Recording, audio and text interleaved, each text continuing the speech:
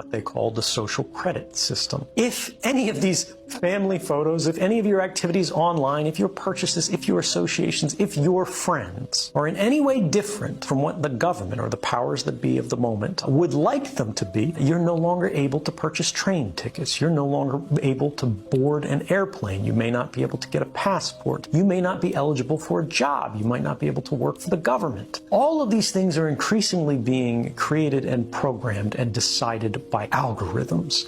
And those algorithms are fueled by precisely the innocent data that our devices are creating all of the time, constantly, invisibly, quietly, right now. Our devices are casting all of these records that we do not see being created, that in aggregate seem very innocent. You were at Starbucks at this time. You went to the hospital afterwards. You spent a long time at the hospital. After you left the hospital, you made a phone call. You made a phone call to your mother. You talked to her until the middle of the night. The hospital was an oncology clinic. Even if you can't see the content of these communications, the activity records, what the government calls metadata, which they argue they do not need a warrant to collect, tells the whole story. And these activity records are being created and shared and collected and intercepted constantly by companies and governments. And ultimately it means as they sell these, as they trade these, as they make their businesses on the backs of these records, what they are selling is not information. What they're selling is us. They're selling our future. They're selling our past. They are selling our history, our identity,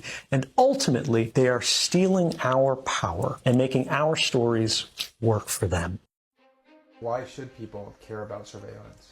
Because even if you're not doing anything wrong, you're being watched and recorded, and the storage capability of these systems increases every year consistently by orders of magnitude, to where it's getting to the point you don't have to have done anything wrong.